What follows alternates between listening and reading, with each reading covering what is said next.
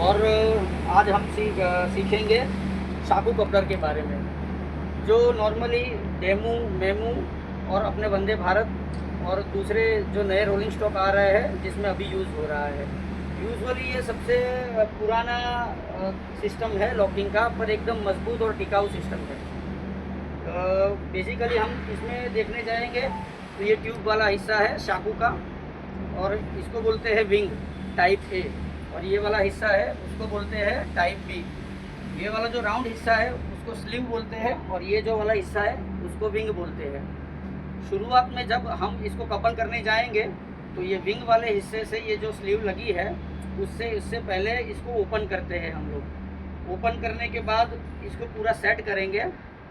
Set होने के बाद लोको या डीपीसी की मदद से हम इसको एकदम धीरे धीरे एक दूसरे के नज़दीक लाएंगे। नज़दीक लाकर ये अपना जो मेल पोर्शन है उसका फीमेल पोर्शन में इंसर्ट होना चाहिए, और ये जो मेल पोर्शन है वो सामने वाले फीमेल पोर्शन में इंसर्ट होना चाहिए। इस तरह से पोजीशन रखेंगे। उसके बाद इंश्योर करेंगे कि कहीं पर गैप तो नहीं हो रही है शाकू कपलिंग में। शाकू कपलिंग में गैप नहीं है, ये निश्चित होने के बाद ये विंग्स को टाइट करेंगे।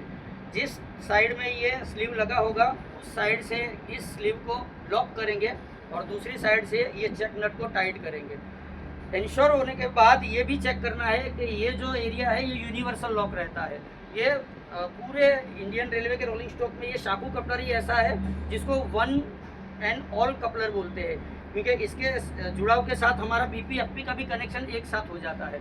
तो जुड़ने के बाद हमको ये देखना है कि बीपी और एफपी के जो एडेप्टर है उसकी पोजीशन सही आ रही है या नहीं आ रही है। अगर नहीं आ रही है तो अपने को उसका बफर हाइट 11.5 इंश्योर करने के बाद ही उसको लॉक करना है। उसके बाद प्रेशर पर लेकर अपने को देखना है कि इसमें से कोई लीकेज है कि नहीं। दूसरा कि यहाँ पर जो ए पोर्शन है उसके डॉवल सही से लगे हुए हैं कि नहीं, वो भी हमको इंश्योर करना है। दूसरा कि यहाँ पर जो शॉक एब्जॉर्बर रहता है बफर का, उसका भी देखना है कि उसकी पोजीशन सही है कि नहीं। अगर कहीं तुम मोड़ पर इसको जोड़ रहे हो तो यहाँ से जो चेक नट होता है उसको ढीला करके इसकी मूवमेंट फ्री करवानी रहती है। उसके बाद तुम इसको जोड़ सकते हो। बाद में इस शॉक एब्जॉर्बर को फिर से आप टाइट कर सकते हो। और जोड़ने और खोलने से पहले तुमको यह तय करना है कि ये दो टीसी के बीच में जंपर केबल लगे हुए रहते हैं। तुमको ये तय करना है कि वो जंपर केबल लगे हुए नहीं होने चाहिए। अगर तुम जोड़ रहे हो उसके बाद जंपर केबल लगने चाहिए, और अगर तुम शाकू को डिटैच कर रहे हो तो जंपर केबल खुले होने चाहिए। उसके बाद ही तुमको ये अटैच करना है।